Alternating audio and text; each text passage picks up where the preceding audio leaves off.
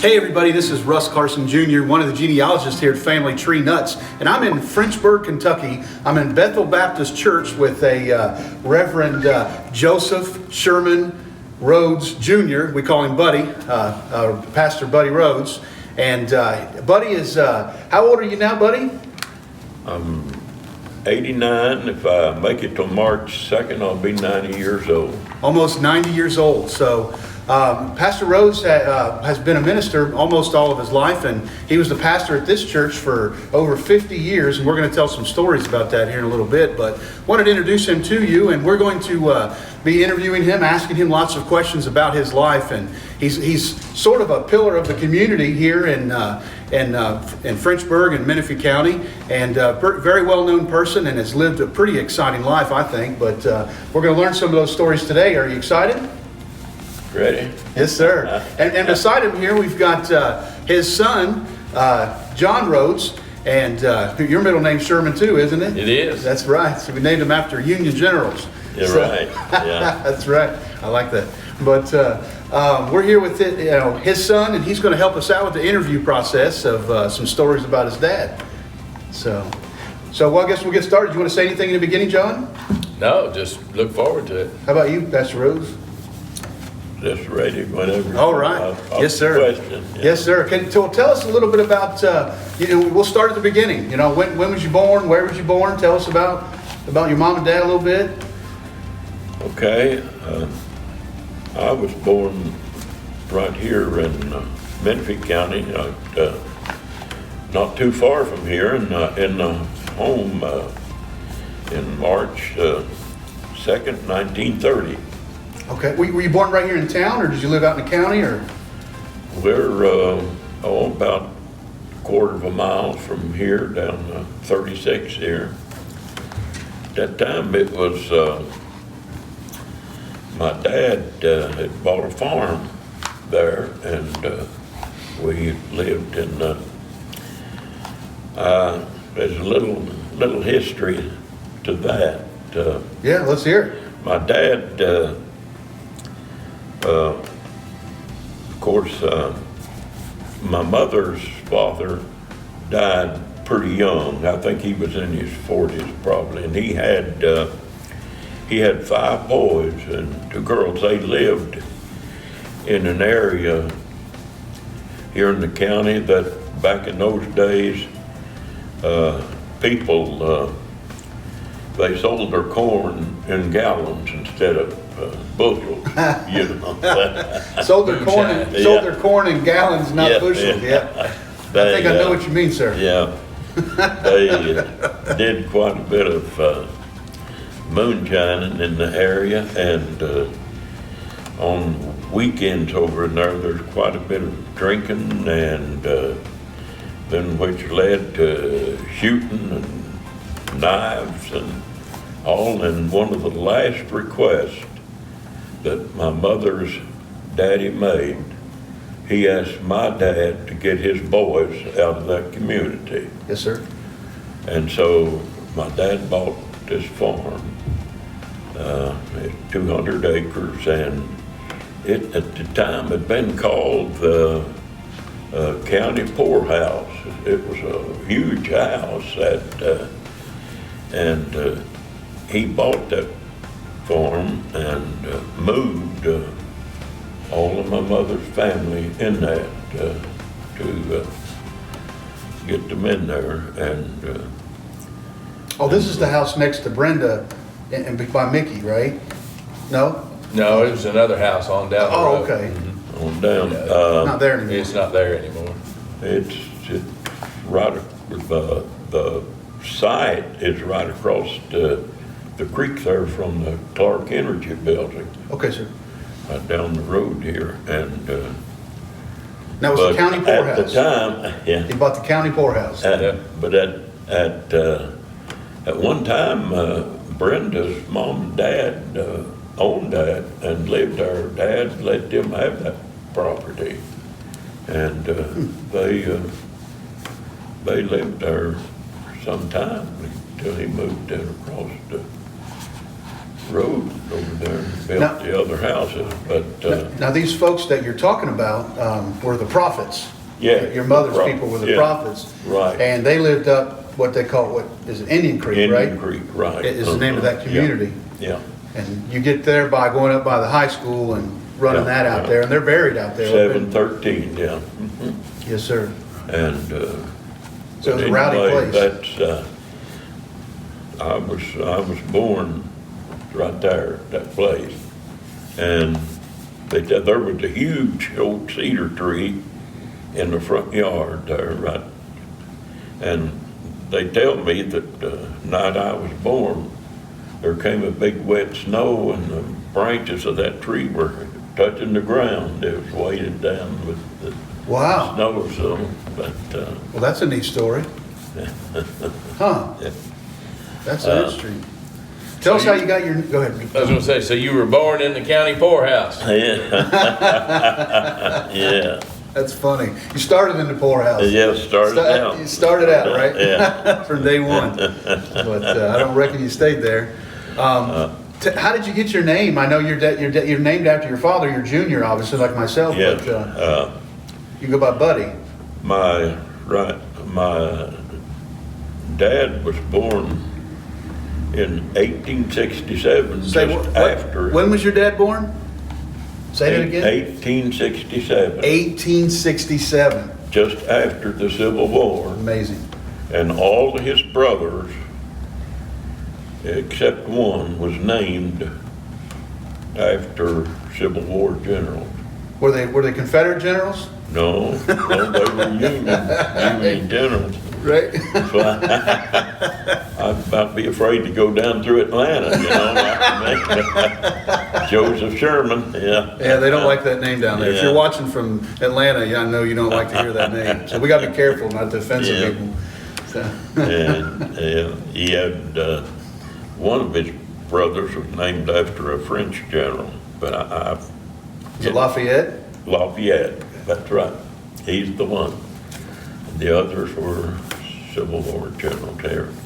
And, Now, one had two or three names. They called him Suge. What yeah, was his Oh, name? we know about he him. was named and he was an attorney. He was, his name was Samuel Ulysses Grant Rhodes.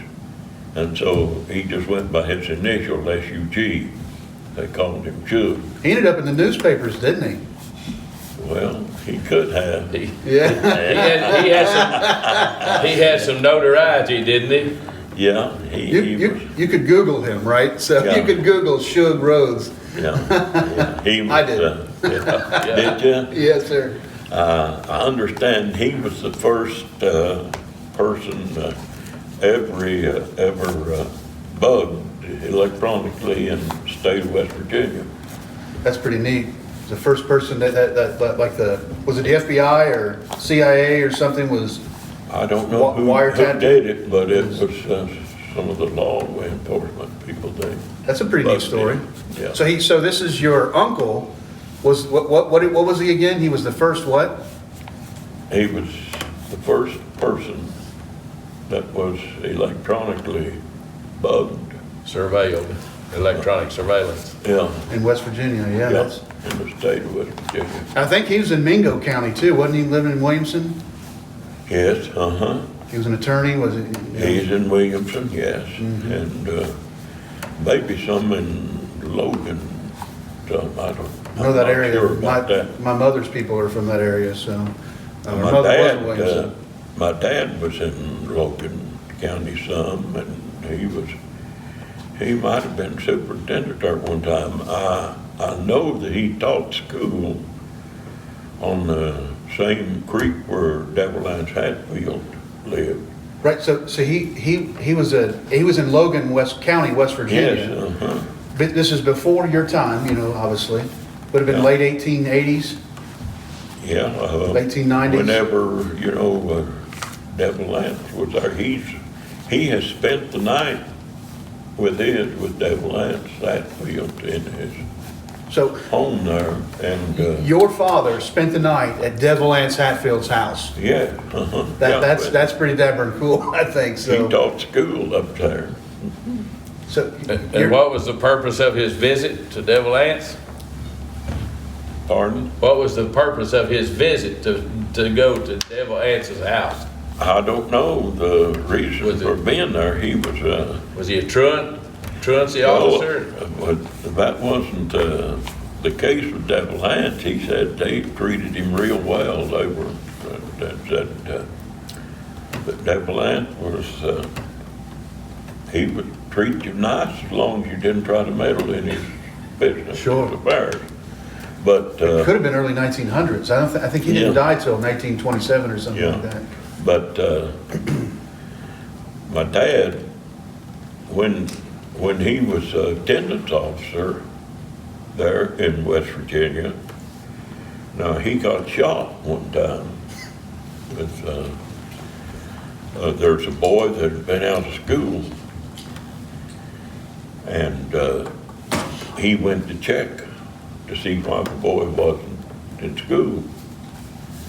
And these folks lived on a little hill off the road, and Dad started up the hill to the house, and he got up the hill our ways, and some fella stepped out of the barn with a shotgun and leveled down on him, and he died for the bushes.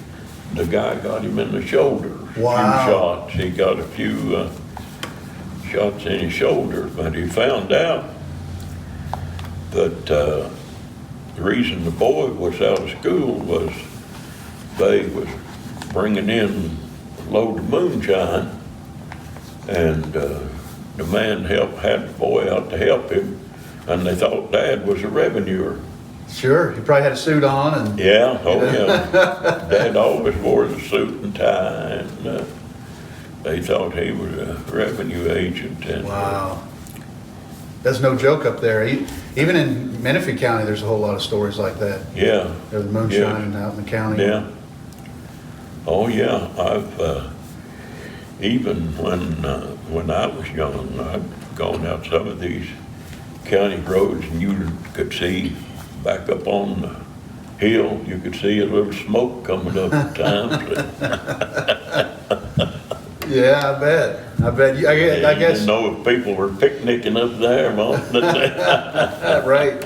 I'm sure they were having a picnic. Yeah, Yeah. and they could see that little smoke up there in the morning early coming out. Did you have any experience of that as a boy, like out in the community, and that don't go up his No. holler because you know that's No. going on? Or? So you well, we didn't finish your story on how you got your name, why you go by Buddy. Well, my oldest sister, Anna Mae, when she was born, all the neighbors, they of course was coming in to see this new baby, and some old lady in the community there, she came in and she grabbed her and picked her up, and she says, well, little Joe. She looked so much like Dad, she called her Joe, and that name stuck with her. Although her official name was Anna Mae, everybody called her Joe. And of course, when I come along, they named me Joe, but she already had the She already had the name, name. so they hung another nickname on me, called me Buddy. Yeah. But, you know, how my dad got down here from West Virginia, while he was teaching in West Virginia, he came down to Berea College to get some refresher courses or do some studying. Of course, he rode the train down to Berea. But as they came along, there's a little community about 15 miles from here over on 36 towards Jonesville called Olympia.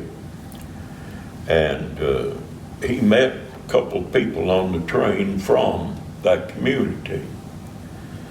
And when they found out that he was a preacher, they asked him to come and hold a revival for them there in Olympia. And on the date that he was supposed to come, he came up, rode the bus up through Frenchburg. And he got to Frenchburg, and somebody's supposed to pick him up, but they told him there that they had a typhoid epidemic in Olympia, and it was quarantined. Wow. And the Methodist Church, which at that time was probably the biggest and most active church in the county, was right across the street from the bus station. And they got the word some way that Dad was headed for Olympia and they couldn't go. They came to him there at the bus station and said, since you're here, said, why don't you just come over to our church, the Methodist church there, and have your revival there? And the pastor up at the Presbyterian church, he said, I'll be glad to lead the singing and help. So Dad preached there at that Methodist church here down for 10 days. They had a Wow. 10-day 10-day revival. revival, and they had 70 people saved. 70. 70 people saved. Wow. And from then on, he was just in demand around here, and he wound up settling here. And that would have been in the 20s, like early 20s. If you were born in 30. Well, now, he founded this church in 1915. Oh. Okay, so he founded it, left, and then went to Berea. Okay, so Yeah, and now I'm tracking. How did he end up here in the first place?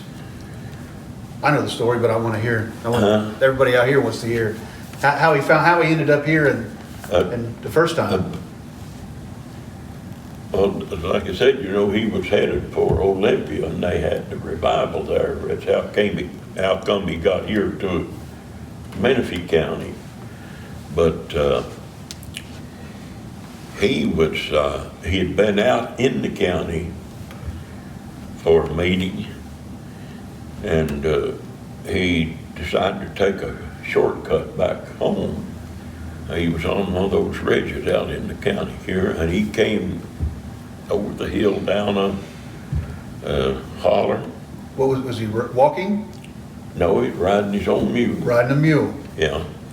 And as he came along the road, the old road down near, they called it Hog Branch, there was a little girl playing in her yard right out on the edge of the road. As he come along, and he stopped to talk to her and asked her if she was a Christian, and she didn't know what he's talking about.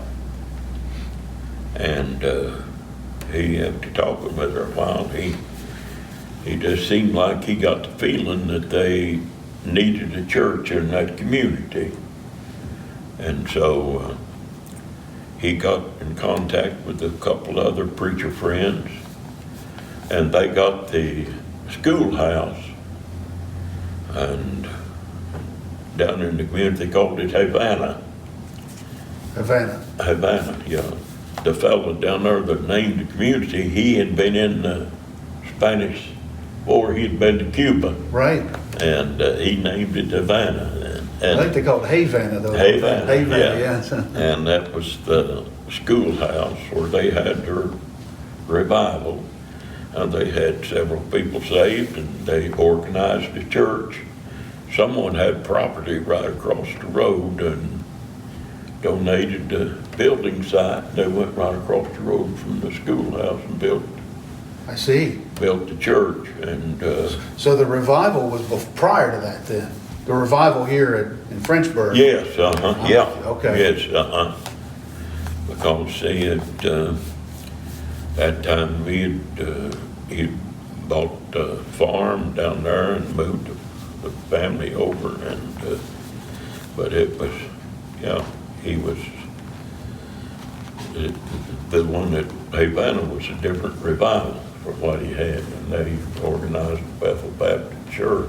And, So Bethel Baptist got church by your father. yeah, in they asked him to 1915. name it, and so he named it Bethel. Do you know why? Why Bethel? Yeah, because of the story of Jacob, and just how Jacob wrestled with the Lord there, and he said, you know, God surely in this place, and he called it Bethel. Neat. So that's Great story. Yeah. But I think it's a really neat story. 1915, he's riding a mule Yeah. out some ridge line, some holler somewhere, and met a little girl, and that's a wonderful story, I think, of how this church was founded. And then he was a pastor here for how long himself? Well, he never was really the pastor. He Okay. founded it, He founded but he had his preacher friends that were pastor. He was more of a circuit riding preacher. He'd go out and Okay. preach to different churches. And also, he taught music too. He ordered his songbooks from a company, I believe it's up in Fincastle, Virginia, where it was, a book called Best of All, hymn book. And in the back of that book, there was a few pages they called the Rudiment of Music, and it had these shaped notes and staves and all that. So he taught music from the shaped notes. And Wow. Where did he teach that? In his home or in? in the churches around, Aha. and yeah, in various churches he'd go and he'd teach Right. them in how to. That but you actually grew up in town, right? In the city of Finchburg? Yeah, Well, right- yeah, right here. I grew up here. We I spent a little time in West Virginia. Sometimes, he still taught school in West Virginia at times, and they'd go up there during the school season, then come back Okay. here during the summer. And Wow. I was under 6 years old, I know, back when because I never had started school. Well, I think I found you guys on the 1940 census living down there in is it maybe McDowell County? McDowell County, I think, maybe south of Logan there. But I don't know if you lived there very long, but I saw your two sisters and your mom's listed on Yeah. there. But you may have only lived there for a few weeks, but you're on there. It probably was because, the Frenchburg School here is the only school I went to. I started there when I was 6, and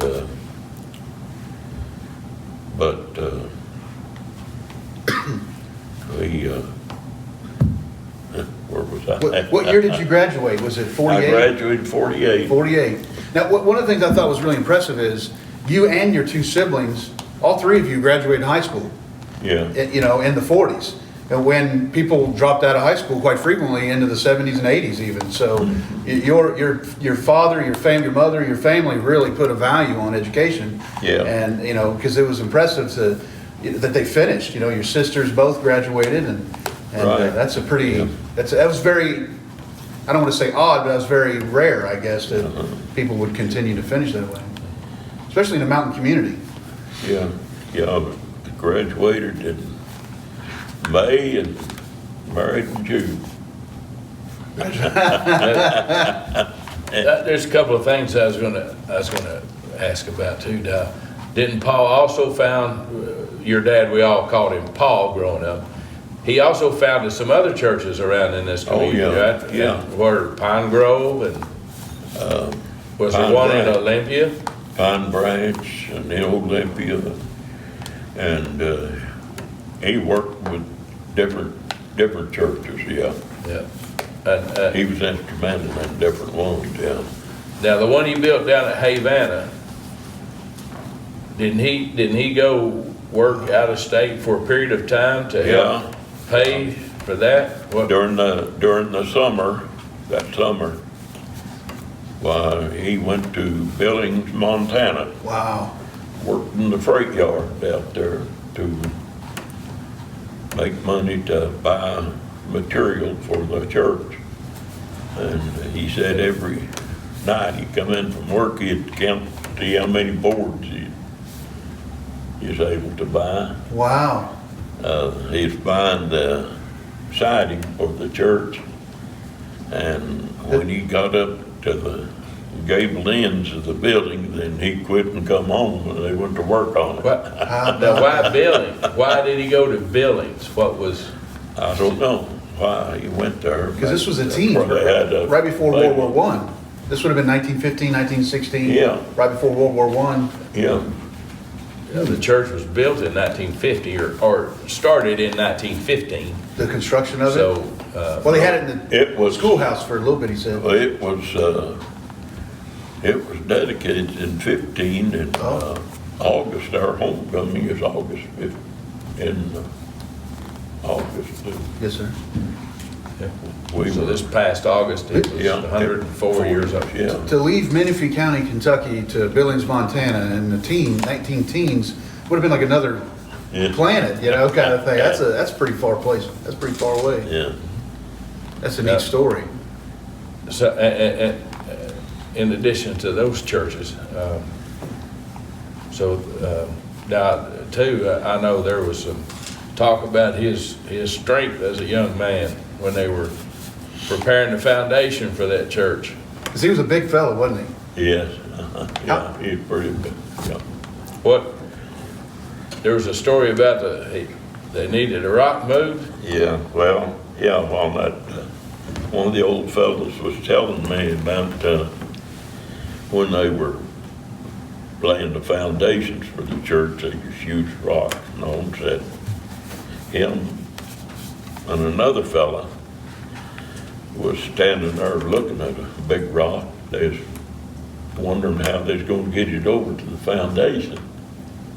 And he said, Dad come along, and he said, what you doing? And he said, we're trying to figure out how we're going to move that rock over there. He said, where did you want it?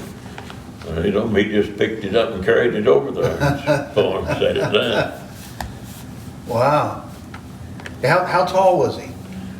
He's 6 feet. He's 6 feet tall? He's about my size. You're 6 foot tall Yeah, also. yeah. All the Rhodes folks are pretty tall, right? Yeah. They're taller than they're not 6'6", but they're all taller than normal height. Yeah. Your sister Juanita was 5'10", I think, or Right. which is my wife's mamaw, but Yeah. my wife's 5'10" too. So height comes. That's where the height comes from. But your sons are all tall too, aren't they? Yeah. So Yeah.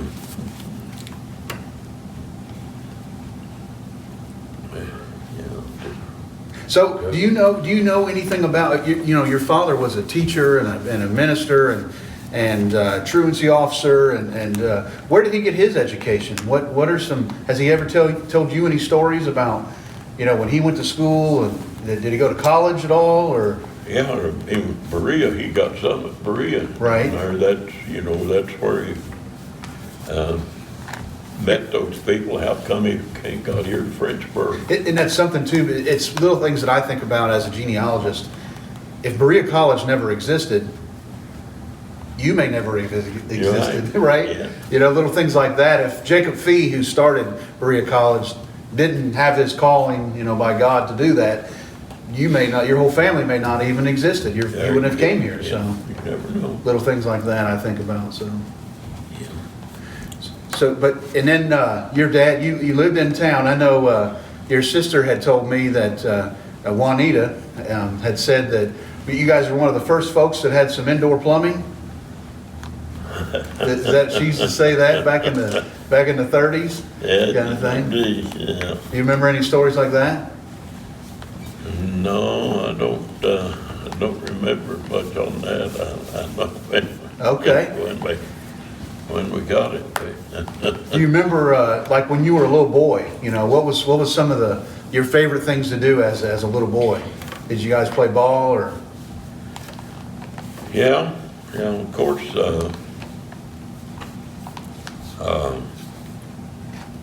my dad was,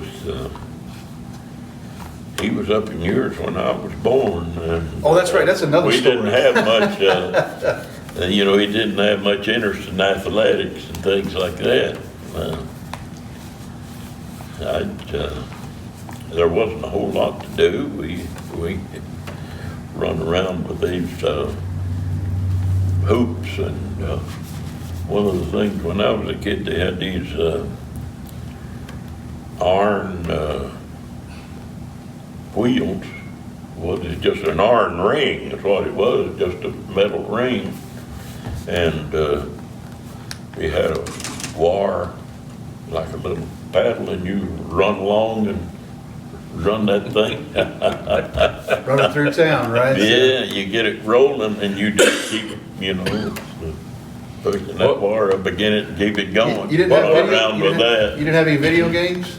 No, we didn't get in on that. Now, what was the point of keeping that ring rolling? Just to see how far you could get it to go without? You just run along, just like, I don't know what just a hand maybe. I remember you talking about sometimes on your journeys back from West Virginia, certain store you stopped at. You told some story about a certain store you stopped at that you had some kind That was when we memory about we moved, yeah. Dad, of course, he told lots of stories about the Indians and, with Daniel Boone and a lot of those stories. He'd keep the kids spellbound. He'd tell all these stories to the young people, and I remember that when we moved back from West Virginia, I couldn't have been more than 5 years old probably, but it still stands out in my mind that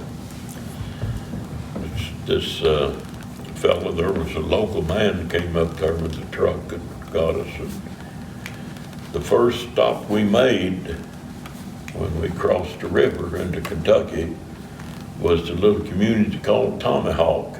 Yeah, I know Tomahawk, Martin County. Yes. Well, see, Dad had talked to us all the time about the Indians and their tomahawks and all that. That always stood out in my mind. We stopped there at a store and got a drink, and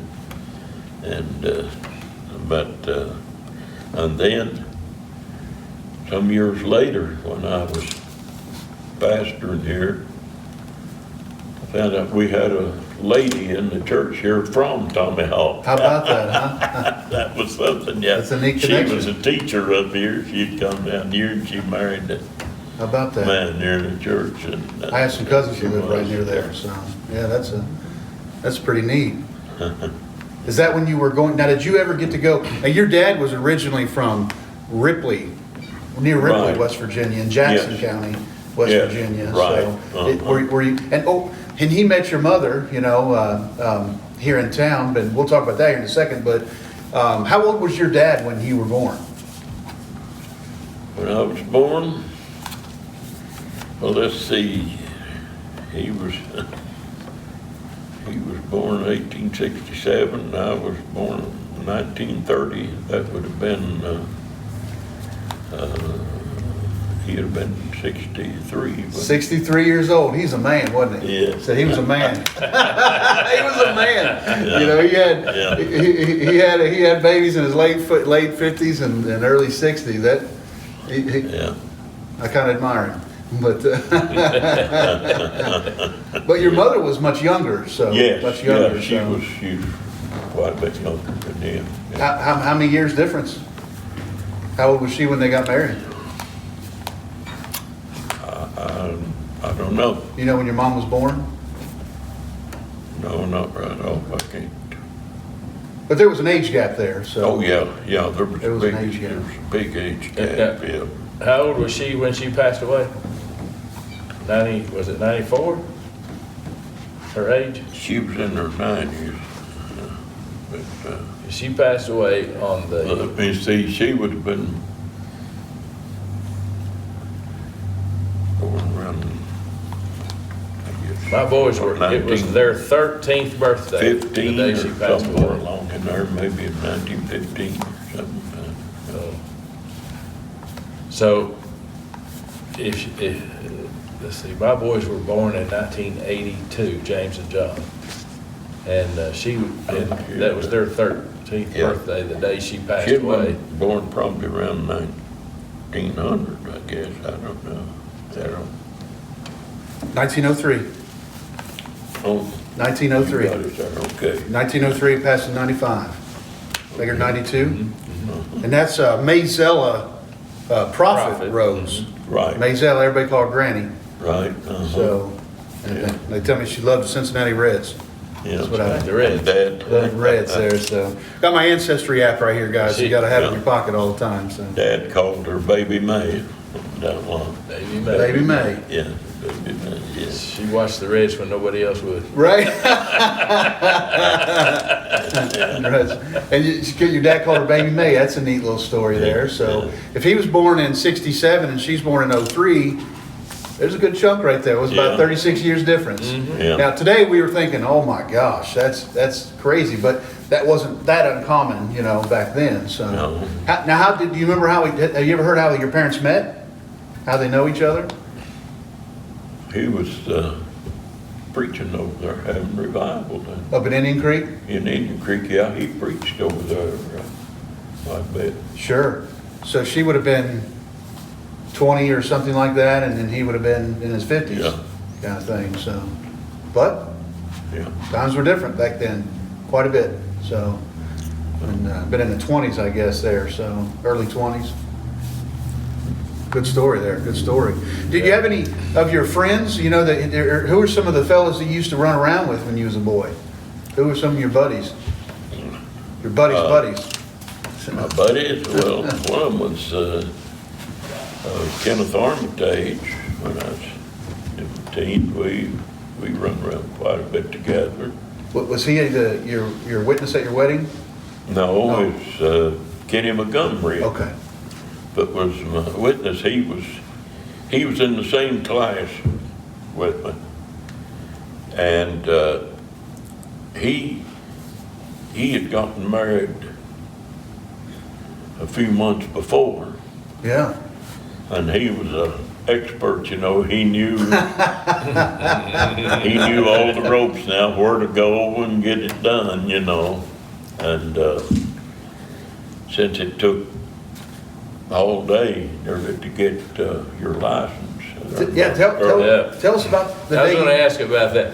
Now, tell that story where you, the day before your big wedding day, what'd you do? You made a little trip up to Pomeroy? Yeah, we wanted to get, an early start Monday to get down there and get our license. And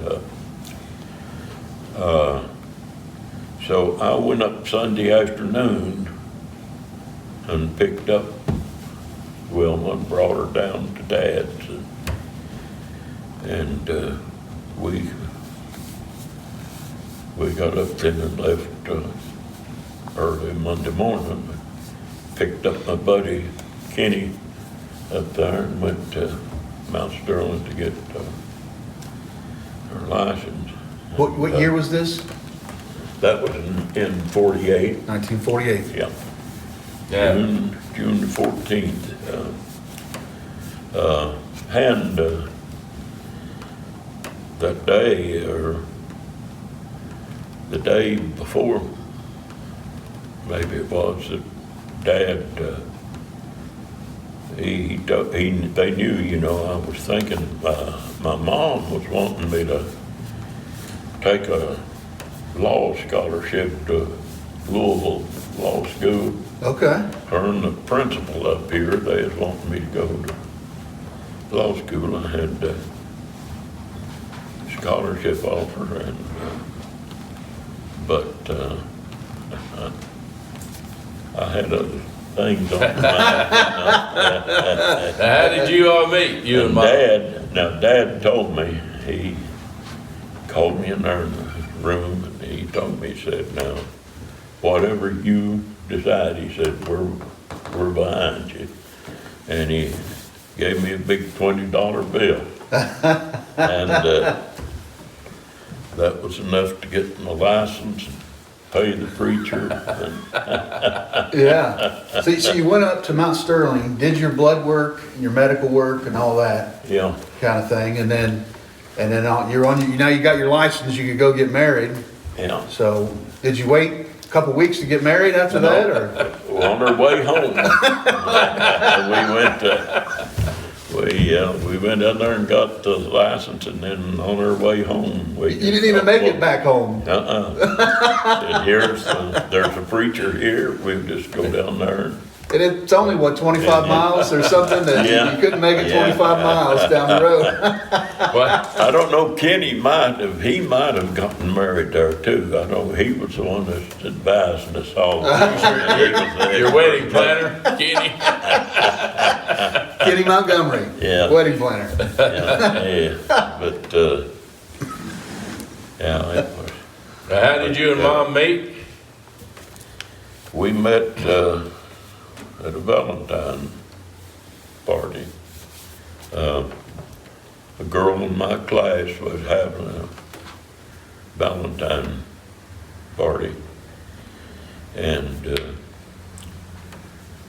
she invited us there, and we met. That was her first date at that wedding party. And Did you guys go to school together? yeah, she was a sophomore, I was a senior. Okay. You know, and we got married June 14th. I was 18, and she turned 16 in August. Okay. She was still 15 years old. How about we got that? Married. It's kind of funny. We went in to this doctor there to get her exam, her physical, and of course he knew we were young, and he told us, he said, I've had some young people come in here that's planning on getting married, and he said, I'd tell them to take a piece of paper, write the number 21 on it, and put it in their shoe. And he says, then if they ask you at the clerk's office how old you are, tell them you're over 21. Because you had to be 21 to not have permission, I guess, or? Yeah, that's what it's supposed to be. 21 or 16? 21. 21. You can get married with permission. Oh, at 16? Yeah. With permission. But without her parents' permission, yeah. So she wasn't even Supposed to be 16 yet. 21, no. So technically she couldn't even got married legally, right? You must have really wanted to marry her, I guess. So. Yeah. And she was an awesome lady. We was both wanting to pretty bad. Yes, she What- sure was. What was your wife's name? Wilma, Wilma? yeah. Now, your sister labeled her Lemon. Lemon. How'd she get that nickname? It was Well, Lemon. Aunt Joe that named her yeah, Lemon. well, after our dated, she sent me a Valentine. And that Valentine, it said, when it says, if you think I'm such a lemon, it says, just try squeezing. And That's pretty when good. Joe saw that she hung that name on her, and You think I'm such a she lemon? called her that all of her life, and even Joe's children called her Aunt Lim. Aunt Lim. Aunt Lim. Frankie over there, when he Yeah. passed away, he'd still calling her Aunt Lim. I've never heard that story. What's her last name? Her maiden name? Bryant. Bryant, yeah, Wilma Yeah. Bryant. And they were from Pomeroy. Pomeroy. Yeah, and you know,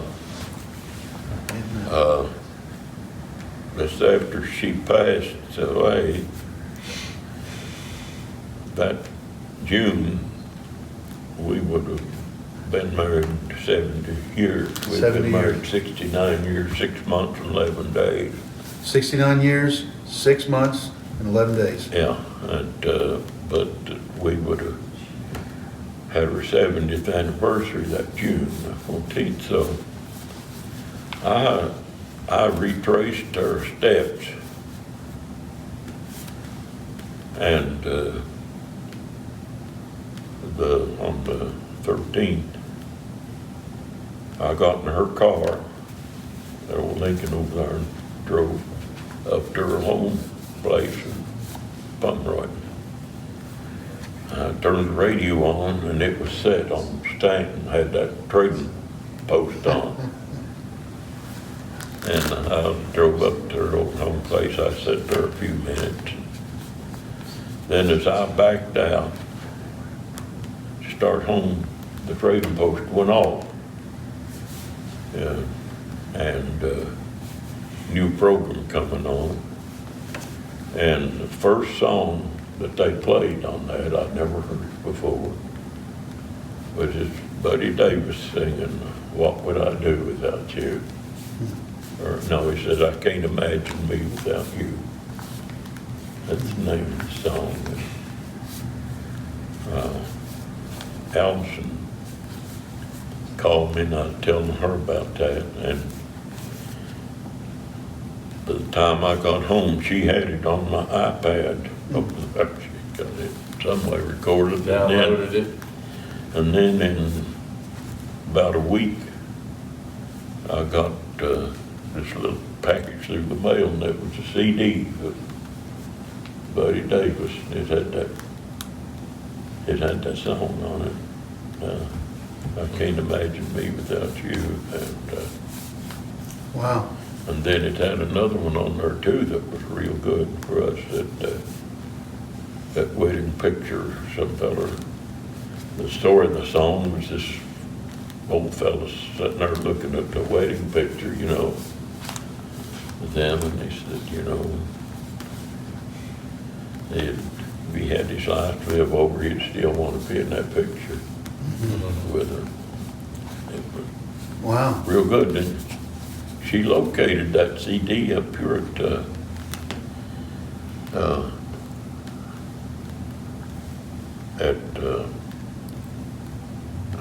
Noah's Ark place. Oh, yeah, right, Genesis, right. yeah, that's where she got it. That fellow, he was associated with them. Wilma was your best friend, I reckon, right? Wilma was your best friend. Yeah, Now, yeah.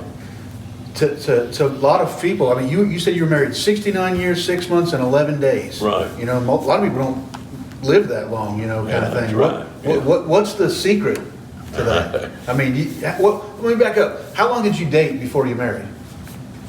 Let's see, a little over a year. A little over a year, okay. But so really you've had We- over 70 years. We met, you know, we dated in February 14 of 47. Okay, We married in June of 48. got it. So, yeah. So over 70 years, you know, of Yeah. your life, you've been attached to her. And Yeah. What's the secret to that? I mean, 2 words. Yes, dear. I was looking for some major words of wisdom here, but yes, dear. But, you know, there's, no matter, she lived longer than anybody in her family had. She outlived, And tell a little bit about Wilma, your wife, and some of the things that she done in her life, because from somebody who's, you know, in the family but outside a little bit, she's spoken about as a saint, you know, kind of thing. So she was, yeah. tell a little bit about what Well, she did in her was, life. she really had a love for people. She loved people. And before I ever became pastor of the church, anytime we had a visiting evangelist or missionary, we put them up, they stayed with us. And she fed them and took care of them. And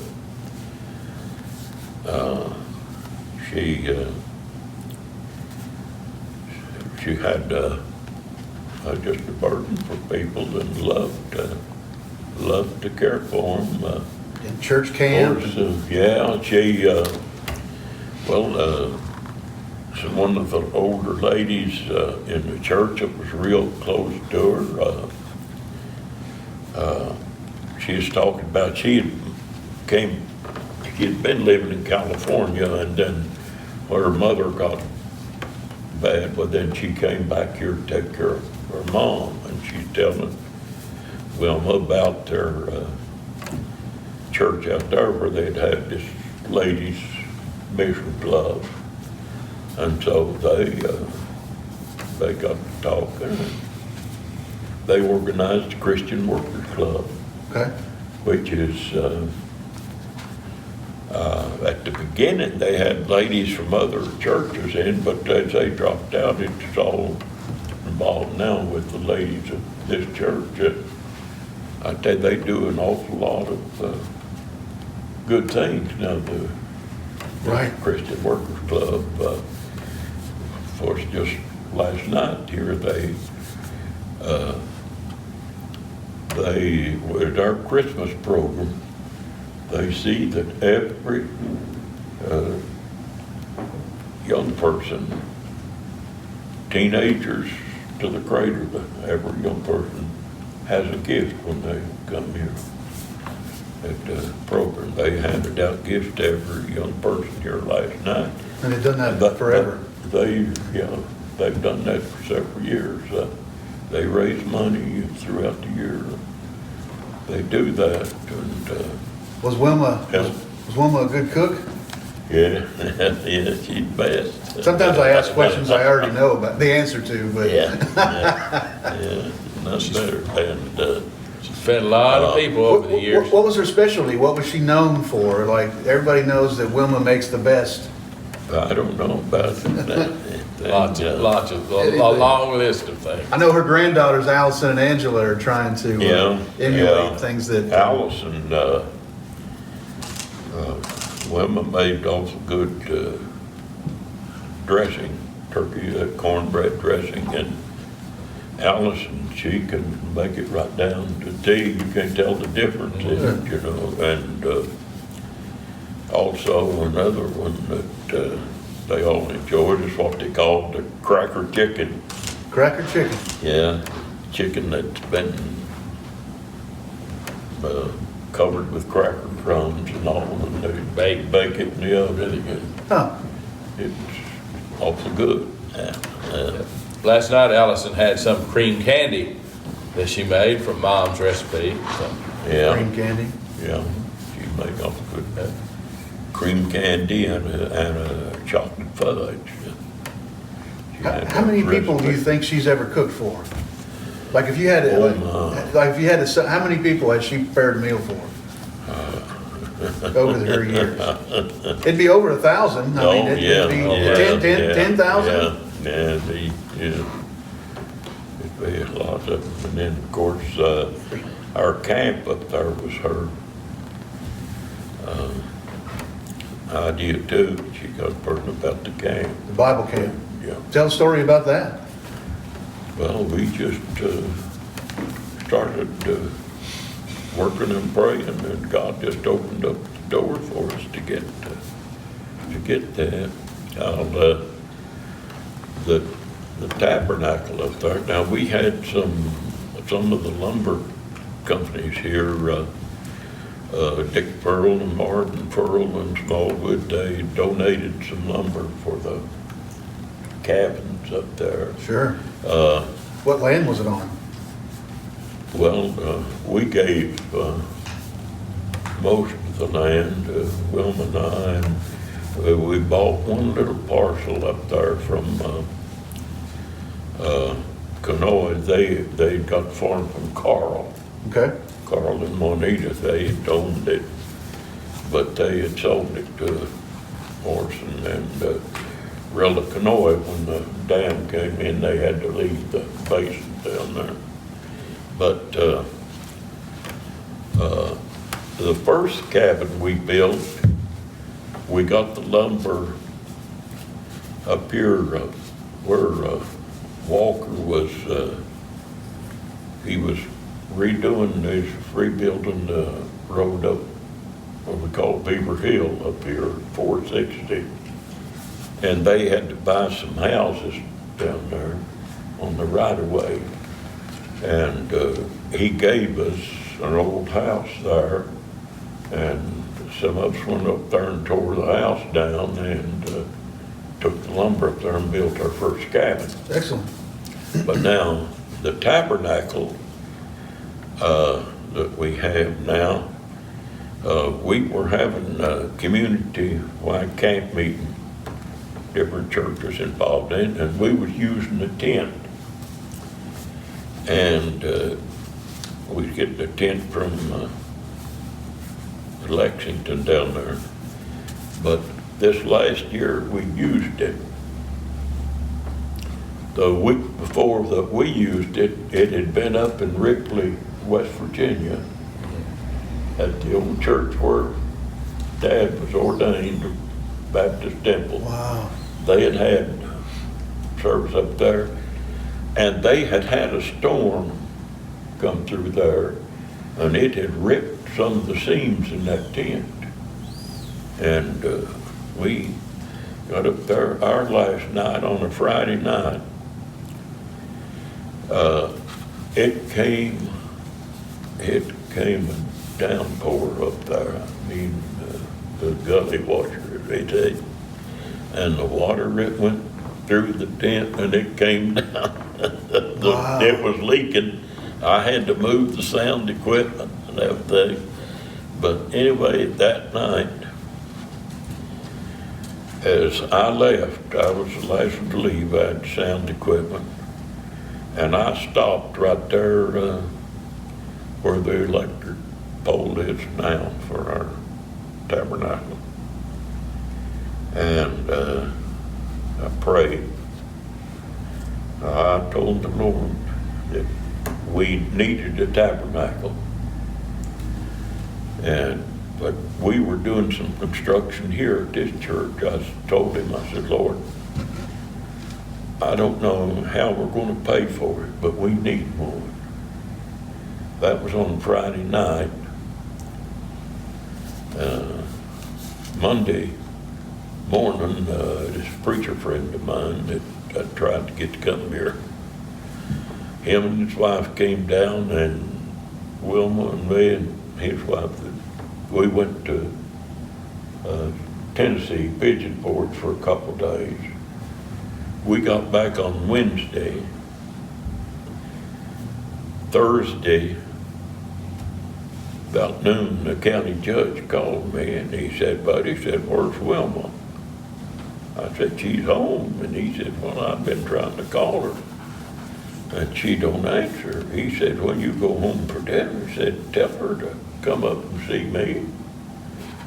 And I said, oh, so I told her, and she went up there, and she came back. I well, just got in shock.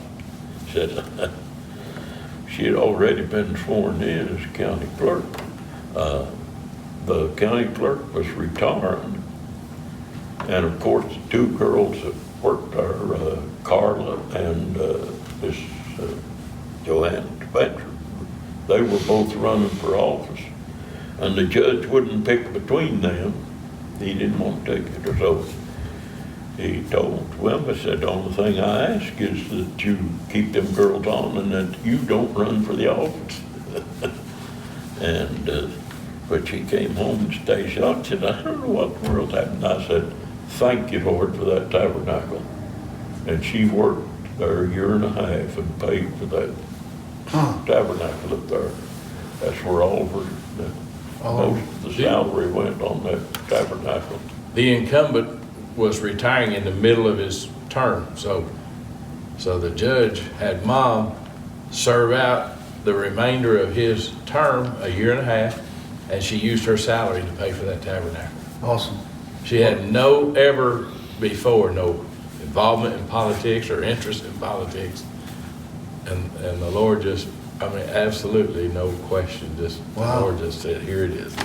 I can, I can look back and see where he is just over, for instance, I was postmaster 35 years up here. You were the postmaster for 35 years. Yeah, and back in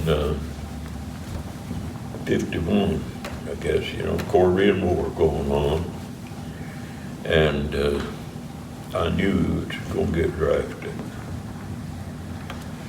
Wilma and I, we talked about it, and I said, if I have to go to service, I want to get something I can use after I get out. And I said, they talk about the Air Force having good schools. And me and another friend, we went and enlisted in the Air Force. You had to sign up for 4 years to go to the Air Force. And in a couple of weeks, they called him, but they didn't call me. And I waited around for a couple of weeks. I saw the recruiter up here. He said, that's it, you'll be getting my way. Well, the next week or two, I got my call from the draft board reporting for duty. Well, I went down to Winchester to all to see him, and he got on the phone and tried to call the office in Louisville to see what happened. And he said, he had the phone was ringing, and he said, you're the one that's about to get drafted, ain't you? And I said, yeah, I got my call yesterday. And he just hung up the phone. He said, I'm sorry. Then said, there's nothing I can do because draft board has first choice. And I got drafted for 2 years. Okay. And I went in, they put me in the Signal Corps. Were you in the Army? In the Army, yeah. They sent me to the Signal Corps. And then they went to Fort Monmouth, which had the finest technical schools in the world. And I found out that's where the Air Force was sending their people for training. Okay.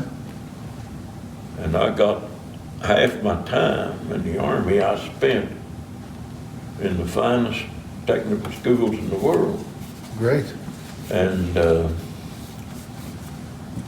I'd had 4 years in the Air Force if I'd have gone, but I got out. I'd been out a while, and I really loved electronics. I was fascinated with that, and planned to go on back to school and study more and get a degree in it. So you spent 2 years in the Army? Electronics, yeah. But you didn't, where did you go besides Fort Monmouth? Alabama. Alabama. Yeah, at the siege of Fort Rucker. That's where you're, Yeah. and that's where you adopted your first son? yeah. That's a family joke, folks. He's not really adopted. Yeah. John thinks he is. Yeah. Or no, he thinks he is, doesn't No, he? he His was- brother Tim. Yeah, he was. We think He he got was born- exchanged in the hospital. There's some mix-up. He was born here in '52, and we didn't go to Alabama till '53. but anyway, see, I got out, and post office came open, and a fella came down here and see me at home, said, well, know if I'd be interested in the post office. And they was having a little squabble in town over who was gonna get it. It seemed like they didn't object to me. And I said, no, I'm not interested. He said, I'm going to school to study electronics. He came back again, and well, third time, he asked me if I'd come up and talk to him. I said, yeah, because, you know, they were always been good friends of the family, and so I went up, and there was a half a dozen of them there in the room, waiting to talk to me. And finally, I agreed that they pointed out, you know, it'd be kind of hard to go back to school with child to support and and finally, just as a favor to them, I agreed to try. And they said, you know, there's no strings attached. That if you don't like it, then you quit. And, but I agreed to try. Well, you see, I didn't understand it, but God was giving me my support for the church here. He knew somewhere down the road I was going to be the pastor of the church. We was running around 50 then. No way they could support a pastor, and they weren't that big of givers back then either, you know. Back in when, but if I had got my way and gone into the Air Force, I wouldn't have been available when the post office opened. Right. They lost my papers. Yeah. And right. God had a hand in that some way. He worked it out where the time schedule came together right. And the way it turned out, that post office was a perfect job for me as pastor. I could get off anytime I needed to go to hospital or do a funeral or anything. I could get out anytime I needed to. Yet I had perfect. A good job to perfect. Take care of my family and everything. It worked out perfect. What year did you become the postmaster here in Frenchburg? In 55. 1955. And when did you retire? What did you? The last day of 89. Of 89. Last day of 89. Yeah, and so what? From the post office. 35 years? Yeah, 35. and I retired the last day of 14 from the church here. Hey, Pap, I want to talk to you a little bit about, you know, you was talking earlier about when you moved back here from West Virginia, you stopped in Tomahawk. Yeah. So what are some of your childhood memories from when you moved back here? You talked about the game you played with the ring. Yeah. Chasing the ring. We played a little softball, and that's about it. There wasn't too many games to play back when. You didn't play. You didn't play basketball in high school. Maybe no. Why? There's a particular reason, wasn't there? I was too shy. I was too shy. I wouldn't get out in public in them little short pants they wore. So because you wouldn't wear the short breeches. Yeah. So you may potentially have been a great NBA star, but you just didn't want to wear those short pants. That's funny because your sister played. Your sister played basketball. Juanita. Yeah. Juanita did. The coach tried to get me to go out.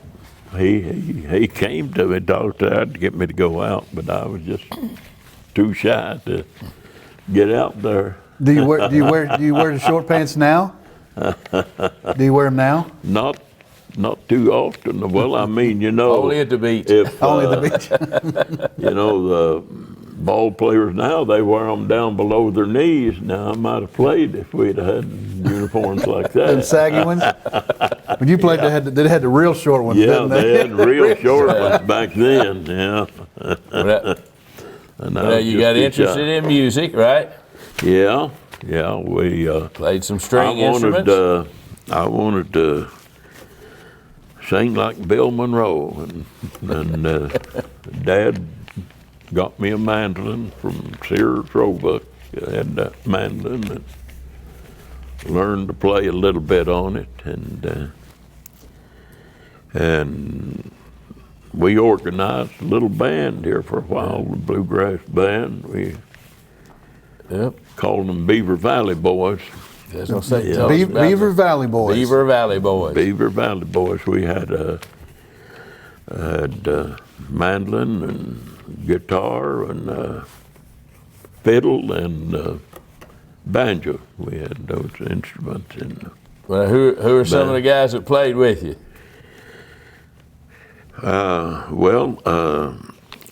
Chuck Ledford, he was the best musician, really, of the bunch, and he was kind of the spokesman. And then George Benson, he was with us, and Chuck Sexton played the banjo for us, and Roy Crane played the fiddle, and George Benson had guitar, and I had mandolin, and George Brown, he sung with us. And What did you do? What did you play? I played the mandolin. Mandolin. Yeah. You sung high tenor, right? Well, that's what I wanted to do. I wanted to be Bill Monroe, yeah. And I've never heard you sing high. I know that. that's what I started out for. But then we got in the church choir here, and we needed a little bass singing, and so I started trying to sing a little bass along. So that's where I wound up at. So the Beaver Valley Boys, you guys were on the radio, right? Were you on the radio a little bit? I'm not sure about that, but we had few concerts around, and someone here not too long ago had, I believe Mickey had a flyer where we had printed where we was going to be somewhere in the Sharpsburg or somewhere. We had the Beaver Valley Boys. Pretty cool. We play country music. Play country music? Bluegrass, yeah. Old-timey? Yeah. So. Bluegrass, country, yeah. Now, at what age were you then? Was that before marriage or after marriage? Was that high school, or what time period was that? Yeah, that's after marriage, yeah. We played Huh. yeah. You went to all 12 years of school without missing a day, right? Wow. Right, yeah. Perfect I attendance. never missed a day of school in the 12 years. I came close once when I was in the 7th grade. I think I got the mumps in one side of my face. I got the mumps, but just it happened that the day I got the mumps was they was going into semester test, and back then, starting in 7th grade, if you maintained B average, better than a B average, you didn't have to take the semester test. So you were out of school for a couple days there. So it just happened it hit on that time, and I never took a test after I got to 7th grade. You never got any C's? Never had. You graduated pretty high in your class, didn't you? Yes, I was. I was salutatorian in the class. So who beat you out? Dillman Lawson. Dillman Lawson. Yeah. How many was in your graduating class? I believe it's 34. 34. Yeah. That's pretty cool. Something like that. Yeah. I've seen your old class photos. You know, it's pretty neat. Yeah. But What about your involvement in the church? Because you weren't always active in the church no. as a young man, were you? No. So- I was too shy. I never. I was afraid to. Mom and your dad, Paul, was pretty close. He was pretty fond of her, wasn't he? Yeah. And but you weren't too active in church at the beginning, were you? No, not too active. No, not till I. So what finally got you? Well, it just. I just got convicted. I need to be involved. In fact, I was saved a while before I ever made public confession. I was shy, and I knew, people knew I was saved. They say, "There's that preacher Rhodes' boy. We'll call on him to testify or pray or something." But when I was in the service and Dad, he had the 6th bell, and it just hit me. I need to let him know. I know he'd always been concerned about me, been worried, and so I called him the day when I was in the Army, and then wrote him a letter too. Tickled him to death. He got on the phone with some of the friends. I had to tell them about it. But I told him then that I was ready to go to work. And when I came home from the Army, him and George Brown took me in the creek down there at the old church side. We went in, the creek was in behind the church, and they took me out there in Beaver Creek. And the water wasn't more than knee deep there, but they hit the bottom with me too. My back hit a rock when they put me under, but they baptized me there. And of course, he was getting up in years. George helped him, and they baptized me, and then I got involved in the church. Wilma had been working some and with them, teaching while I was in the Army, but we got involved, and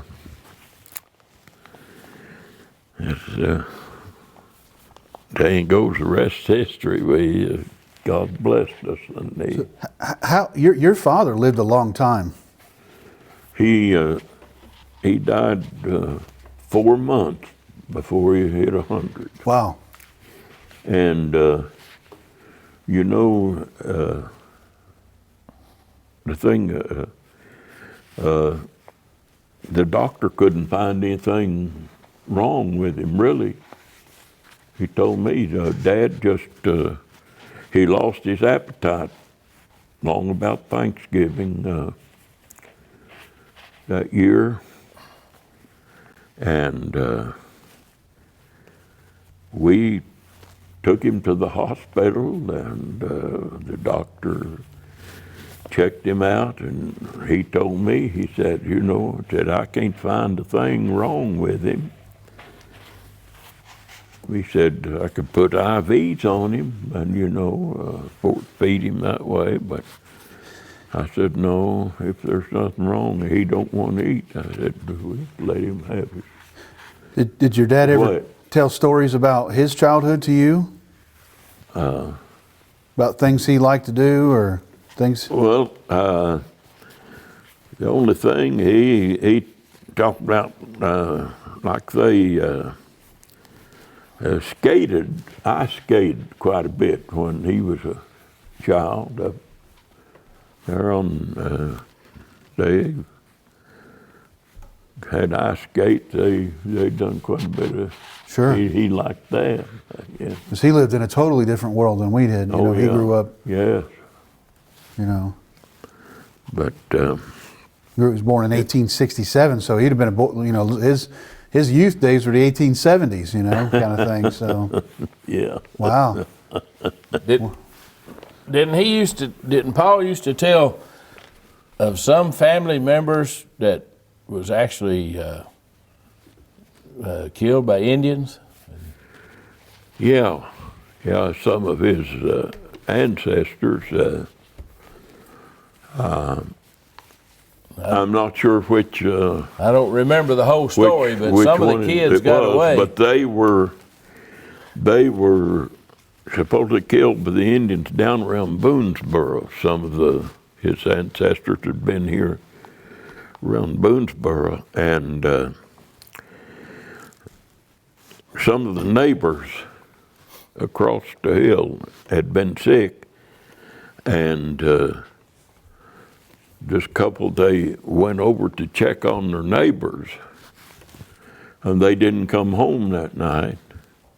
So the next morning, the children went to check on them, and they got up on the top of the hill to where they could look over on the other place, and the house was still smoldering. The Indians had killed people there and burned the building, and someone took those children back up into at that time Virginia to an uncle who raised them. The uncle raised them, and that I don't know, but that might have become West Virginia later when Right. Virginia was a pretty big state in the Right. beginning. Yeah. And covered a lot of territory. And then because my dad was born and raised in Ripley, West Virginia, and I'm not sure just what relation, they were to him. I just remember that story he told. Yeah. Yeah, I'd like to look that up, and get the exact names of who that is, because I know that you had I don't remember how many greats, but a great-grandfather's name was Christopher Rhodes. That his cabin was attacked and his family was killed, and he was a boy and hid in the bushes, and he lived to 113 or something like that, and he won a shooting match on Christmas Day when he was 100 years old. So that's one of your great-great-grandfathers. I don't remember the exact story, but we'll have to make sure we bring that forward later on. But, what is your earliest memory as a boy? What's the earliest thing that you can remember?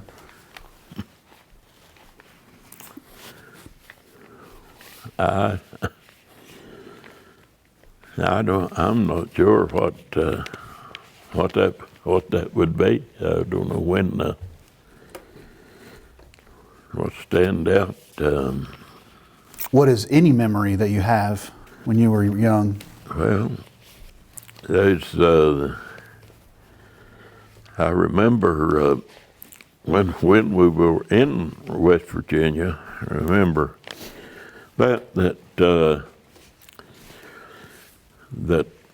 house we lived in was right close to the railroad.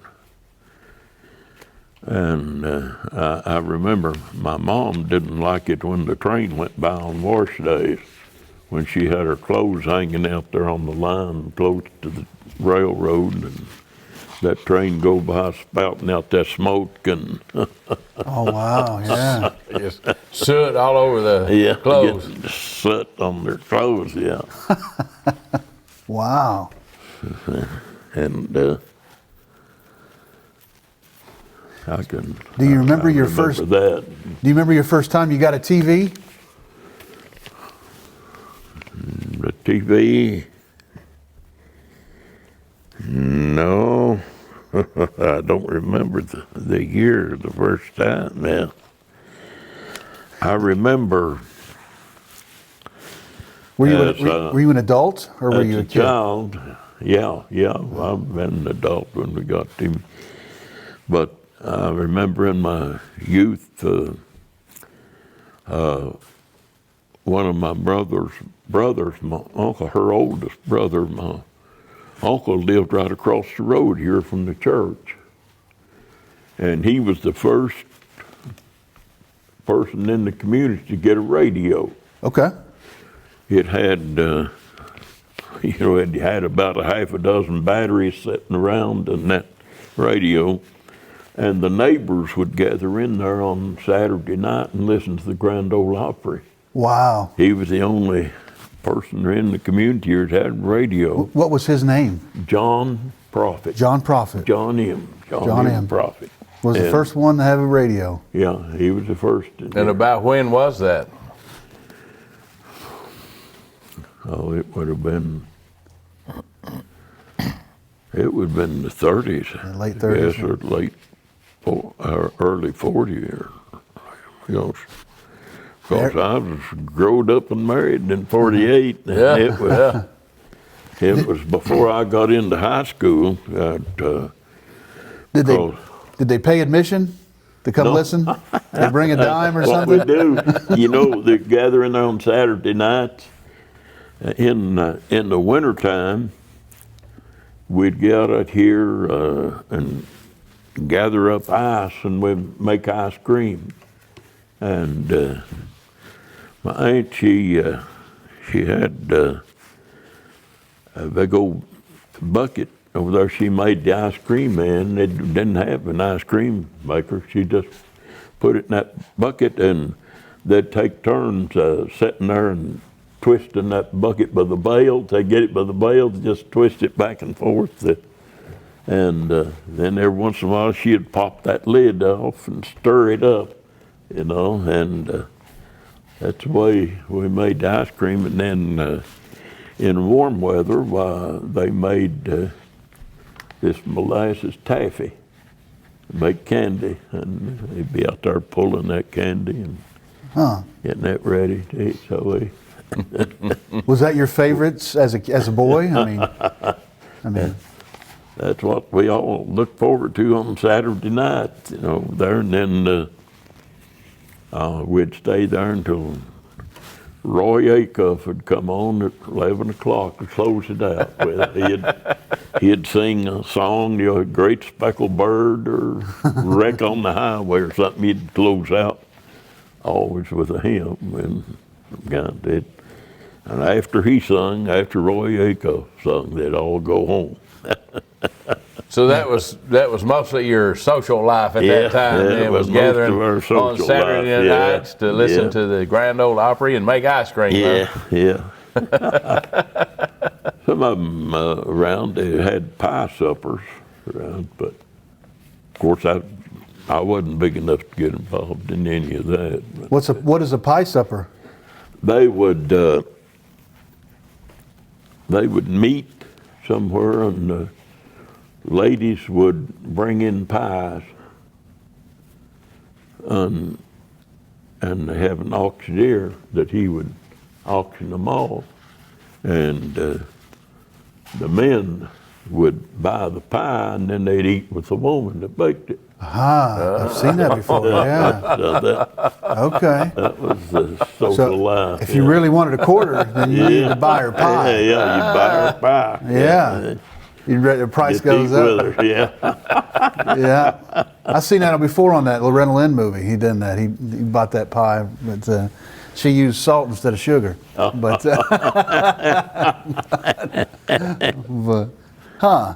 that's pretty neat. Yeah, sometimes they do that to raise funds. And Did they have did you guys have prom, and did you have dances in the community here, or?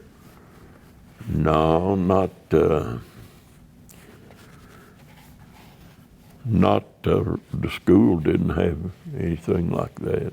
But the community probably had yeah. dances and things, or?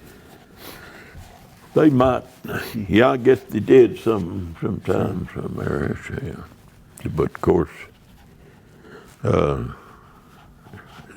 Dad, he wouldn't let us go to anything like that. Oh, really? Yeah. Dad, he didn't like us to play even rook. He didn't understand that if anything that suggested gambling or something, Right. he didn't want us.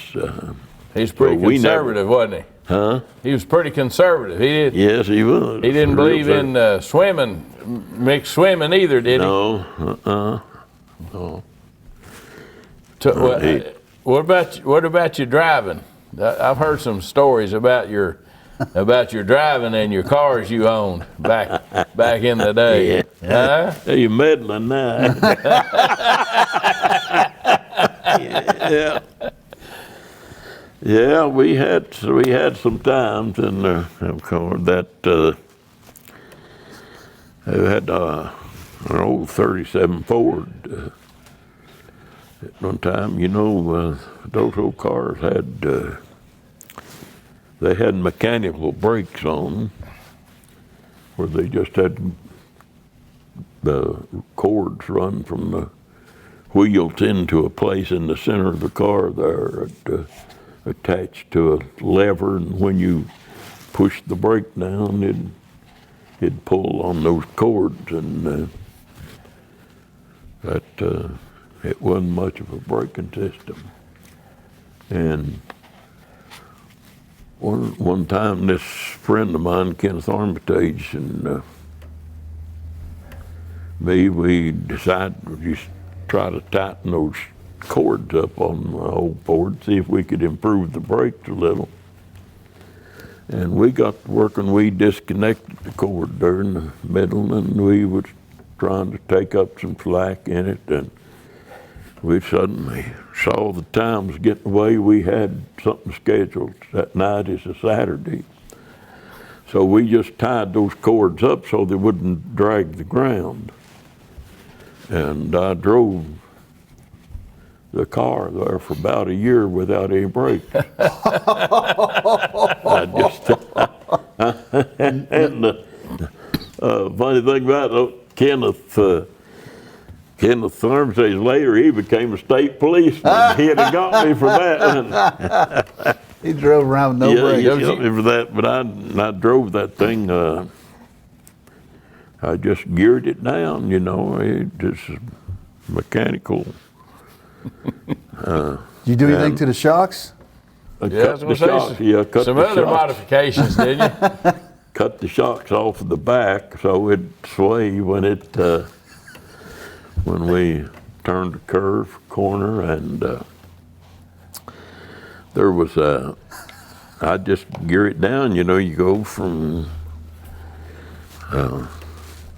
down to second gear and then down to first, and you get almost stopped. You slip it up into reverse and kind of ease the clutch out a little. Oh my gosh. And stop it. And there was a restaurant here in Frenchburg, a little restaurant there where the bank is now. And I'd stop there about every morning on the way to school, and we'd sit around just a while. Time to go to school, there'd always be 3 or 4 of them boys pile in the car with me to ride on over to school. We'd build up, and when we turn in the drive over there, there's 2 big stone pillars on either side of the drive, and where you go into the school, and it's just a one-way drive. And we get ready to turn in, I'd shove that thing up in second, you know, and I'd goose it, and it'd lean over, you know, big on them boys that have big time. You were showing off. Yeah, we'd have the time. We'd always hoop it up. And I turned in there one morning, and boy, I poured it on, and I turned up. Just as I turned in, I met a school bus coming out. Oh, wow. And I just didn't have time to go to low gear or anything. I just jerked that thing out a second and put it up in reverse and sat there and slipped the clutch, and the fenders, they was flopping up and down, but we got stopped before. Oh my gosh. That's right here at the school up here. Yeah, the old Frenchburg school, yeah. I don't guess Paul knew about that, did he? No, he didn't know. I didn't tell him about those things. So you had your own car in high school in the 40s, right? Yeah. How did you work a job? Or? No, my mom bought it, yeah. So you made the modifications to your mother's car? Yeah, that's what it was. Yeah, So your mother had to drive it with no brakes. yeah. Well, she didn't drive it that way. She got, yeah. He got her another car. I gotcha. Huh. Do you remember when you grew up, you pretty much stayed right here in Frenchburg, right? I mean, Right. you really didn't go to even Mount Sterling probably very often, Not did you? often. Maybe we go sometimes on Saturday to a movie or something down there, but What about Lexington? I mean, would that be? no, hardly ever went to Lexington. But I bet everybody listened to the Cats on the radio and. Yeah, oh yeah. Yeah, all knew Kaywood Leopard. Yeah. Yeah, everybody listened to that. When before you went to the Army, I guess that was the farthest you'd ever traveled. But before that, what was the farthest you'd ever traveled before you went to the Army? Well, it'd been when we went back and forth to West Virginia. Okay, yeah. And then my uncles, during the war, they went to Dayton, Ohio, and went to work in the factories up there. We visited them some, and also after Wilma and I married in '48, we went to Dayton, I think, in '49. And so when I worked up there, maybe a year and a half. Didn't you go up there with in Carl? Dayton. Didn't you go up with Carl Sorrell Yeah. and Juanita, your sister Juanita and Yeah, Carl? You we guys, was up there with them some, yeah. think didn't you live in the same apartment complex maybe or No, close? no, we lived in when we first went, we lived with my uncle, Obie Prophet, until I got a job and got us an apartment. Yeah. And And Carl, you said I guess you were in construction Carl, with him. he built some houses up there. Yeah. Around in Ohio. He built a lot of stuff around here too. I know he built his houses. Yeah, he built some here, but Do you remember anything about the B&C Construction Company?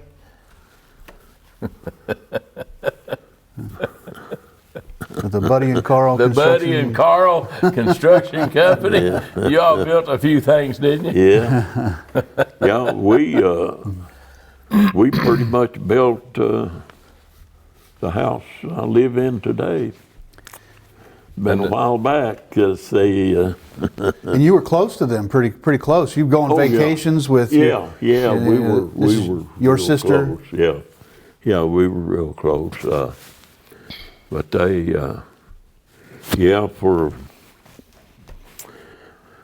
we started going to Myrtle Beach in '79, and we went every year until Carl passed away. Yeah. Of course, then we continued to go, but my sister didn't go. Right. There was 6 of us that traveled a lot together. Who was the other Had, couple? Clinton and Carol Stiltner. She's my first cousin. Her mother was sister to my mother, Okay. and they were the only 2 girls in that family. I didn't know that. But Clinton and Carol and Toad and Carl and Wilma and me, I had a band, and we traveled a lot together, went a lot of places, but we had a good time together always. And, but we started going to Myrtle Beach back in '79, and I've been going for 40 years now. Yeah. But 40 years. Stayed same You still do place. that, yeah. You do. Yeah, we still go. We just went, this year was 40 years. Yeah, we Wow. we went to the regular down Myrtle Beach and went to the same motel for years. Our first year that we went, before we went, I called and I booked. Me and Wilma was taking Mary for her graduation present. Your daughter, Mary. And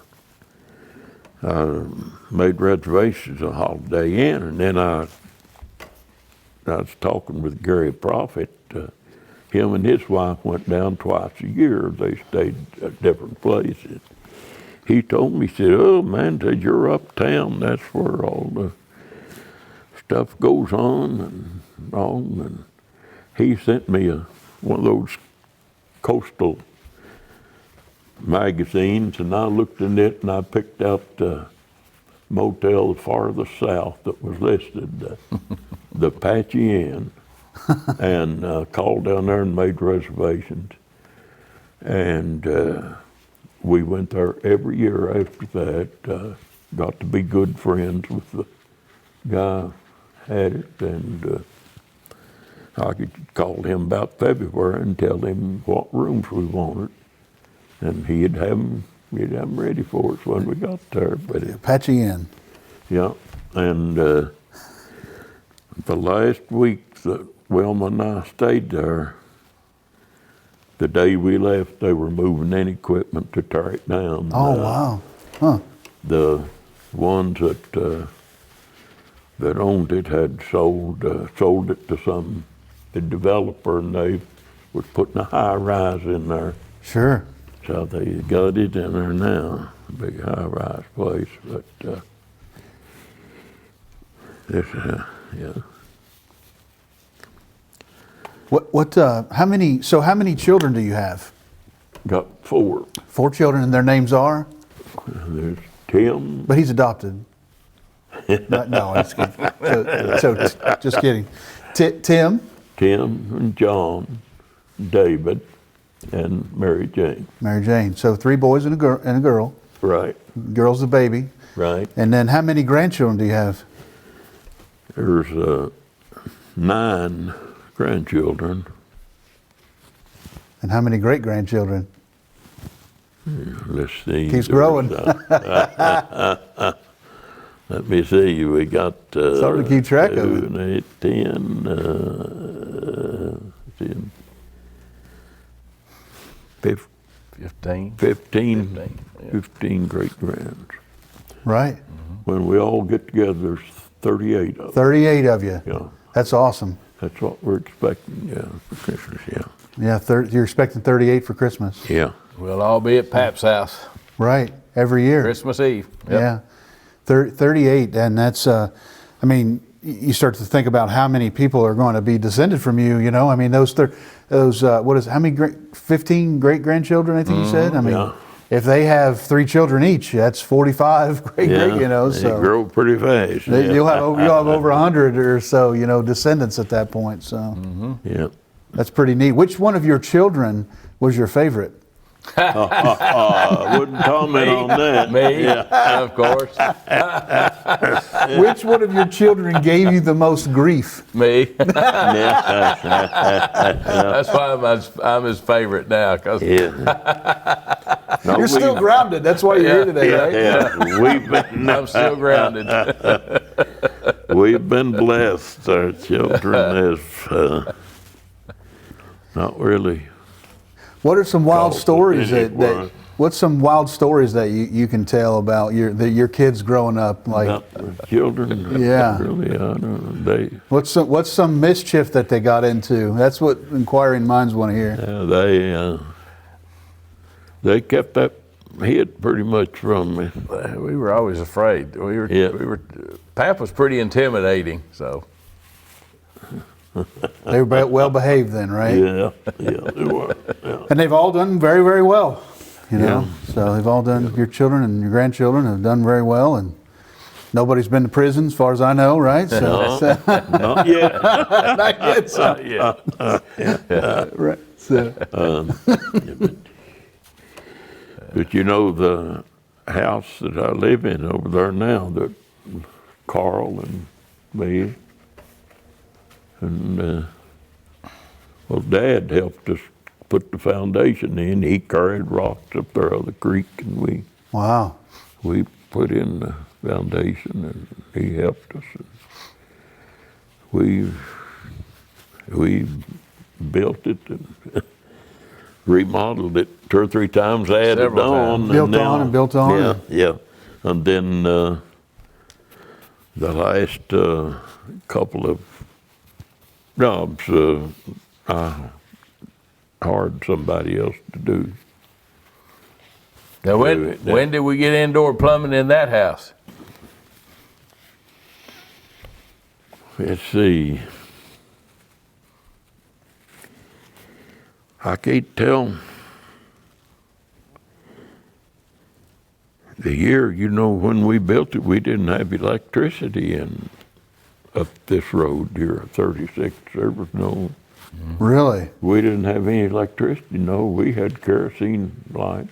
Are you serious? Wow. In the 40s. Yeah, heated with a coal stove. Now, I remember the coal stove. Yeah. Wow. I remember and, carrying coal for Dad and for Paul yeah, at his house. Had an outhouse, and I remember that. Yeah, Wow. yeah. Outhouse set up there about where Tim's living now, in that greenhouse. Yeah. Well, when did they get electricity up the road? I don't know. the Would that have been year. in the early 50s, I guess, or before you went to the Army, maybe, or? No. No, after, No, it was after I come back from the. Wow, Army. that's amazing to think about. Yeah, that. So you didn't run the air conditioner, did you? No, we just opened the window. When did you first build that house? The first, because you started out with what, about 4 rooms Yeah. under roof? Well, yeah, we had that under roof, but that one room we didn't have finished. So we had about 3 rooms finished when I went to the service. They had an Aladdin lamp and Wow. kerosene. And So you had a bedroom, a kitchen, and I guess a living room, I guess. yeah, yeah.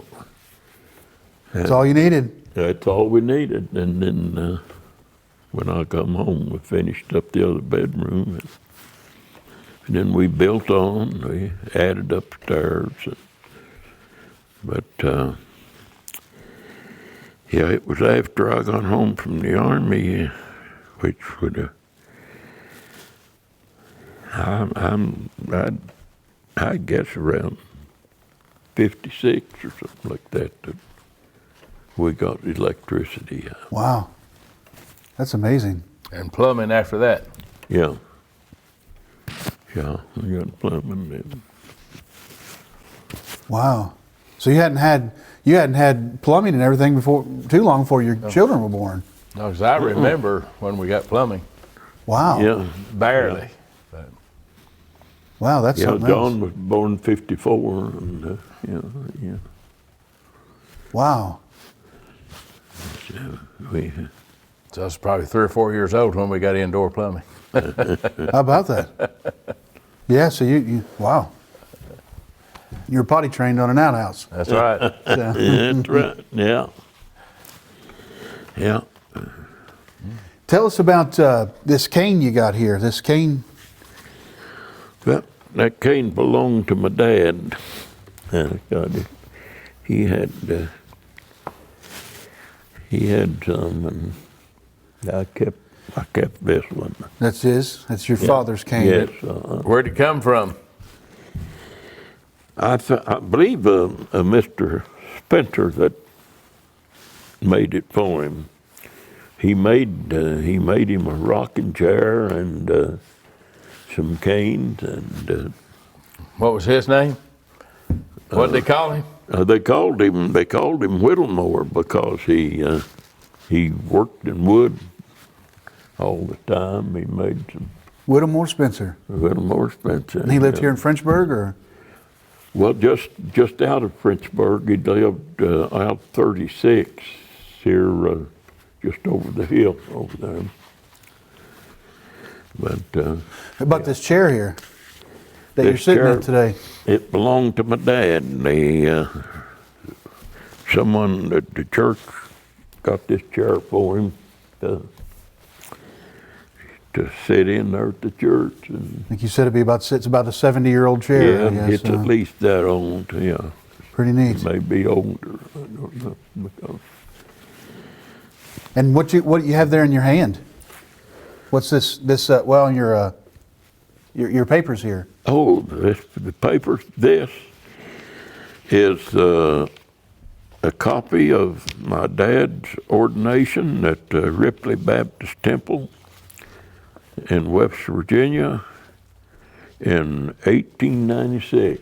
1896, his ordination. Yes, and also I had a copy of a recommendation from the state superintendent of education. I have a recommendation from him that was written in, I believe, 1916, recommending Dad for any position in the schools they needed. That's Dad great. had served as a teacher, as attendance officer, and as county school superintendent, and he had served in all those positions. Wow. Teacher, superintendent, and what? Teacher, superintendent, and what do you say? Attendance. Attendance. Yep. Yeah. That's great. Those letters of recommendation, you couldn't just call in references, so you had to carry those if you were a reputable person. Right. Yeah. So Yeah, that's a pretty neat thing to have. He had a good reputation in all areas there, and well qualified for any. When you were a little boy, what did you want to be when you grew up? You know how little boys say, "I want to grow up. When I grow up, I want to be a policeman." What? I wanted to be another Bill Monroe. Okay, all right, another Bill Monroe. All right, all right, that makes sense. Yeah. Well, you certainly have sang for many years. Yeah. Not the high tenor, but you Yeah, we've got a been couple of singing quite a while. got a couple of recordings under your belt. Yeah. Yeah. You guys have your own CD made, and we'll put a copy of that on this video, so you're able to see that. A couple of CDs. A couple CDs, yeah. Okay. So what was something that you got when you were a little boy that you can remember that you got in big trouble for? And we'll keep it appropriate. Remember, anybody can see this. I know one time he got sent away from the dinner table for a little prayer, he said, didn't you? You remember that? Yeah. Huh? Paul asked you to bless the food. What'd you say? How'd you tag it at the end of your prayer? Huh? Do you remember? No, I don't. You said, "Amen, Brother Ben." What else? Shot a rooster and killed a hen. Yeah. He said, "Amen, Brother Ben." Shot the rooster and killed the hen. And Paul sent him away from the table. And his sister put him up to that. Okay. Which one was it? Toad? No, it'd been Joe. Joe? Yeah, She was always the instigator. Okay. Yeah, she was the instigator thing. Yeah. And she didn't get in trouble. No. So she had Pat put that little tag on his prayer, and he got in trouble over it. Paul sent him from the table. Was there anything else you can remember? Like you got in big trouble for? I don't think so. But you were just a model child, I guess. Yes. I remember that one time that they got me a new pocket knife, and before they gave it to me, Dad, he opened up the blade and took it out there and put it down, took his old hatchet and he whacked it and broke the end off of the blade. So I just had to do just a little short break. He's afraid I might fall on it. Oh, yeah. Tick myself or cut myself. Wow. So it didn't have full blade on it. It just had about a half a blade on it. How old were you then? Little guy? Yeah, I wasn't a teenager yet. Yeah. What about your sisters? What did they? Right. Do you remember them getting in trouble for anything? Your sisters? No. All perfect No, children. not really, we had. I remember that sometimes Dad would go away for revival somewhere, and when he came home, us kids, we'd get together there in the living room and we'd have church service. Girls would sing and I'd preach, and then we'd pass the plate and Dad would give us the change that he got in his revival. How about that? Yeah, So he taught. A lot of people play school or play house. You guys played church. yeah. You'd split the coins up, I guess. Yeah, he'd give us his change, his coins he got in the revival. When you were little, how much did a candy bar and a pop cost? That's what a lot of people like to know. Is what was a candy bar and a pop? They were nickels. Yeah. Nickel each. So 10 cents you could get a candle. When when I was in school up there, there was a restaurant right next door to the school. So I'd go over there sometimes to get my lunch, and I'd eat for 15 cents. I'd get me a Coke and a hot dog, and sometimes a bag of peanuts. And, For 15 cents. 15 cents. Yeah. Wow. How much was a gallon of gas? Do you remember? It was around 20 cents. You could you could get 5 gallons per $1. Wow. They had the old pumps then. They had the lever, the tank could hold about 10 gallons, and they'd pump that tank full, and then it'd gravity feed into your tank. Sure. And here a while back,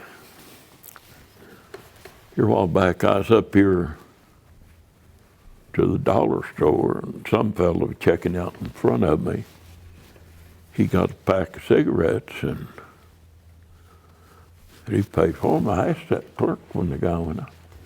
I said, "Did I hear you say that $5 for a pack of cigarettes?" He said, "Yeah." That's crazy, huh? I said, "My goodness." I said, "I remember back when I was in high school, we could get that Sensation brand of cigarettes for 11 cents. 11 cents. For a pack? For a pack, yeah.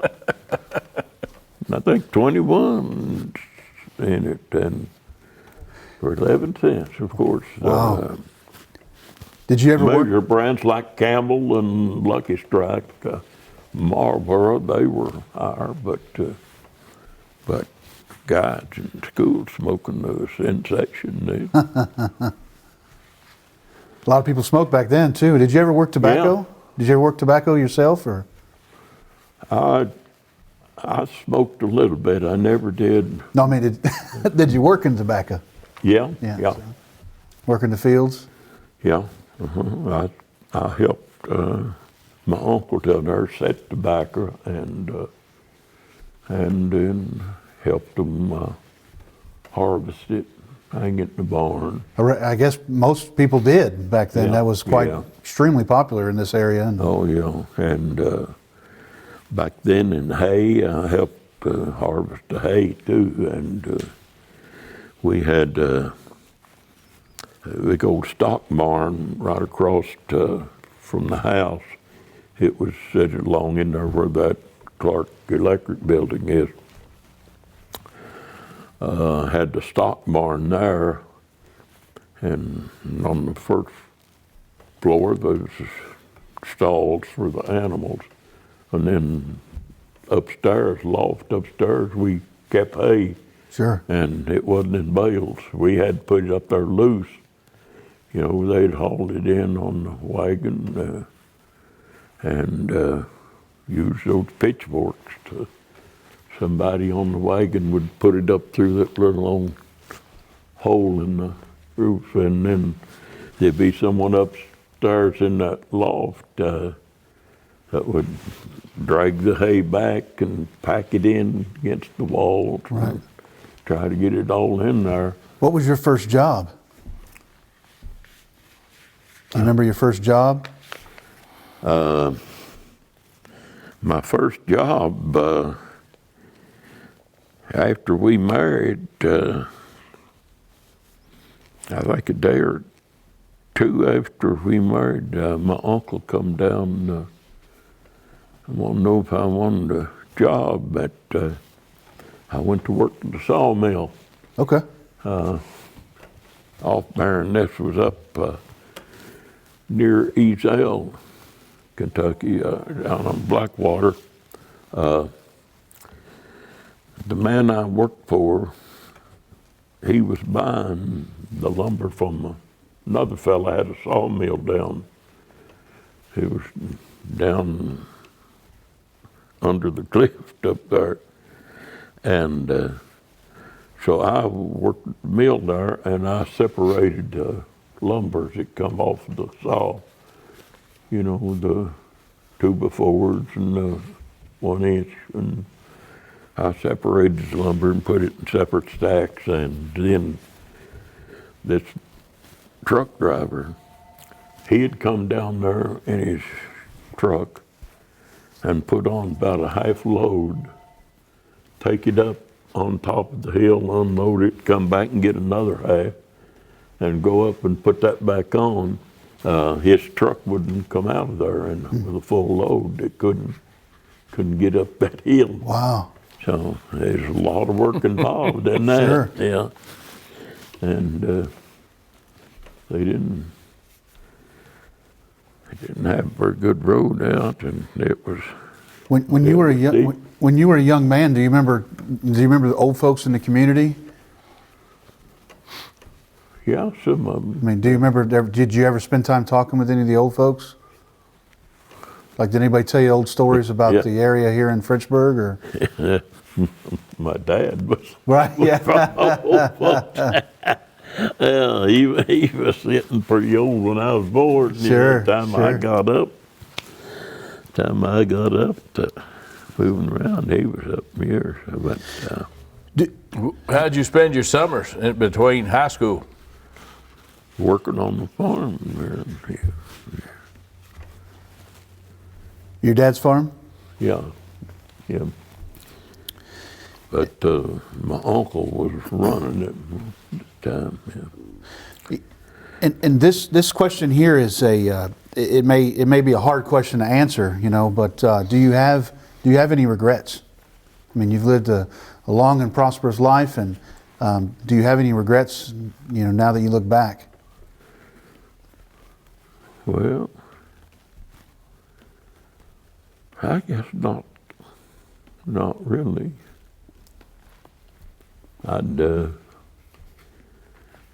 I've thought at times that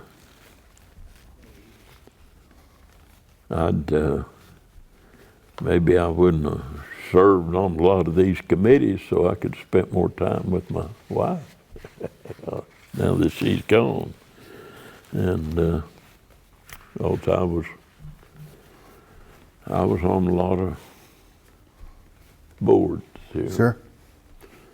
I was on this health council over it that built the clinic, and then they asked me to serve on the board of St. Clair Hospital over there. I was on that for 16 years. I finally turned down the last appointment, and I was on the mental health board, and I was on the health facilities board in Gateway, and back then any change that they made in health care, whether it's a personal care home, a nursing home, or a hospital, if they wanted to add any equipment or add beds or take away beds, we had to review it and approve it. Right. So What's we had a lot of that. I thought sure. I'd let someone else handle that. Let somebody else handle. Spend more time. Yeah. Spend more time with. I know. Yeah. There's times, you know, that Wilma. I was at those meetings, and Wilma, she took the kids to the ball game or something. And Right. What? This is a hard question too, but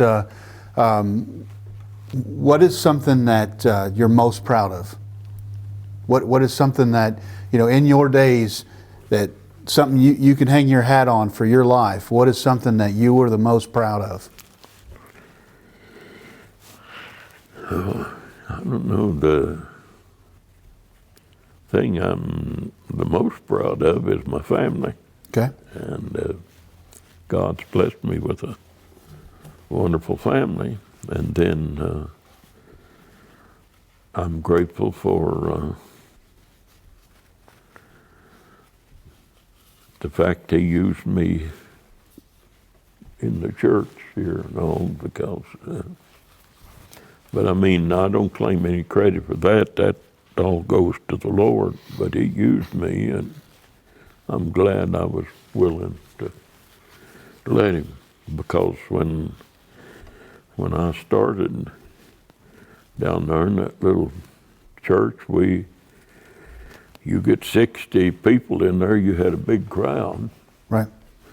And back in our better years here, we averaged 250 a Sunday here. Right. Quite a while. Right. It's not that much now because a lot of people died and moved away. And Sure. back then, the Job Corps up here would bring down a van load every Sunday too. I don't think they go to church anymore. What and as you are our, you know, a senior person in all of our lives, what is some words of wisdom or words of advice that you would give your descendants and everybody else that's young? What's something that you would like to tell your great-great-great-grandchildren? You know, what's something that's important that you think they should know? Well, the most important thing that I can tell them, you know, is a person needs to be right with the Lord, the most important thing, and then let Him direct their path. You know, the Bible says the steps of a good person are ordered of the Lord, and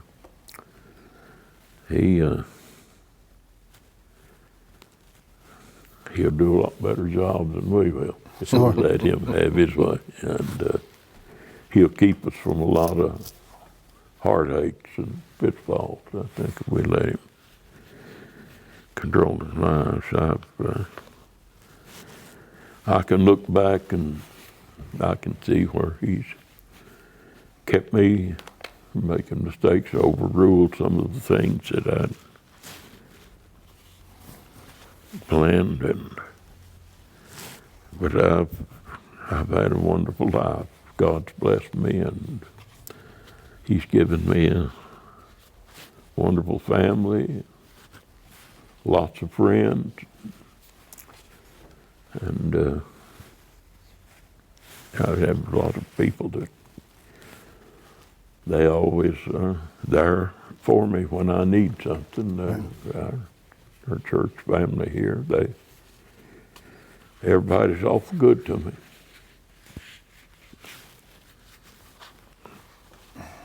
I've been blessed. You know, one thing that we said in our live video that I'm going to make sure it's on this video that we haven't said is and as I guess we'll wrap it up, I guess here soon. But one of the things I wanted to bring up is you guys have the quartet, a family quartet, the Rhodes family quartet. I think yourself and two of your sons and your daughter plays piano and sings. And, and tell us a little bit about the Rhodes quartet. Well, we started singing years ago. I'm not sure how many, but in the beginning, it was me and Wilma and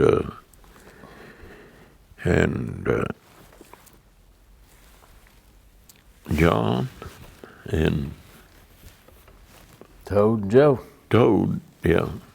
Me and Joe Wilma played piano. Toad and Joe played the piano for us. So, Toad would sing? We sung. Toad would sing? Toad son. Oh. Yeah, We started, that was in 1978 when we started singing together all the time. She was a good singer, Toad was, yeah.